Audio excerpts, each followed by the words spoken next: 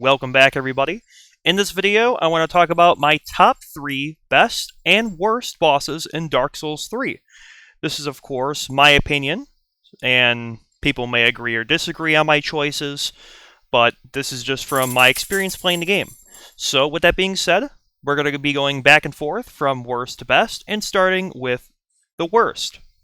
Number 3 on the worst bosses list would have to be Demon in Pain and Demon from Below. The reason why these are in this list is because of how overwhelming the fight can be. I'm not much of a fan to fight multiple bosses at the same time. Both of the demons are large, they both attack very fast, and they have large arcing attacks. It requires a lot of attention and patience to figure out when to worry about dodging and when to worry about attacking. The second phase is when it becomes just one demon, and the fight is a lot more doable. The fight isn't even hard, in all honesty, and parts of it was actually pretty fun, but it's just the amount of attention and patience you need to fight two bosses is a lot, and it's not my preference of a boss fight. Number 3 on the best boss list, we have the Dancer. This used to be my most hated boss, from how difficult it was, until I got the patterns down, and now it's one of my favorite boss fights. The Dancer is challenging, but definitely a fair challenge.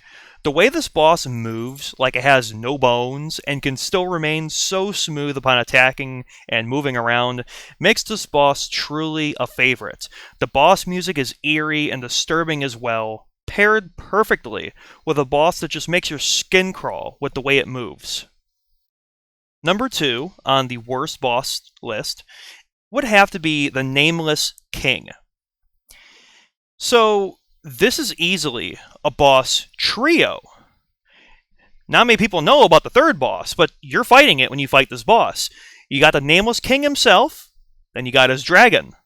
But then you have the worst boss to fight along those two, the camera angle. The first phase of this fight is a disaster if you try to lock on to the dragon at any point. There are so many times your camera view will clip through a wall, zoom in and out upon collision with the target you're targeting. There are times your camera will just randomly give up and stop locking on, maybe because it's tired of flicking around trying to understand what to look at. But once you get through this, the second phase is a lot better. In fact, this would probably be in my top best list if the camera issue wasn't a thing. The second phase is so much more fun. The Nameless King alone is pretty tough, but much easier when the camera isn't freaking out on you when you're trying to fight him. Number 2 on my best boss list is Slave Knight Gale. Truly a proper final boss for a Souls game. This guy was strong and a real pain to beat until you get the attacks down. A whopping 3 phases, it seems like. Lots of red visuals going everywhere, a massive open arena to fight in, all combined into a truly memorable boss battle.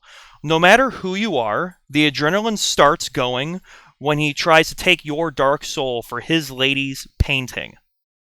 And here we are, number 1 on the worst bosses for Dark Souls 3. The Lothric Princes.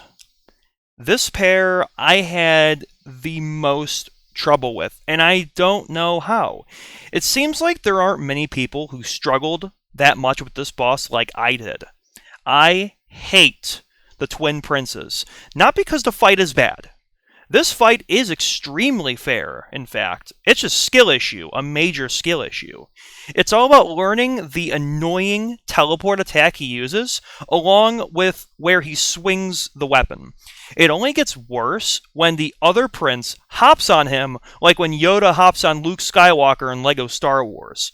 For some reason, this fight took me almost 3 days to beat, and I don't know why. I can still hear his death taunt to this very day.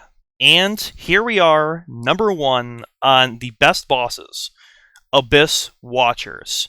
Everything about this fight is perfection. It's art. It's whatever word you want to use to describe it. Whenever I think of Dark Souls, I think about the Abyss Watchers. The cinematic intro to the boss fight is certainly a chef's kiss. During the first phase, it feels like a free-for-all, with the other Abyss Watchers spawning and fighting each other. The second phase, though, a true one-on-one duel. I ended up making my character wear Abyss Watcher armor for the rest of the game from how much I respect this boss fight and love this boss fight. This is definitely my favorite one in Dark Souls 3. And with all that being said, that was my top 3 best and worst bosses in Dark Souls 3. Let me know in the comments what you guys think, which bosses you liked and didn't like. If you enjoyed, be sure to leave a like and subscribe. And thank you for watching.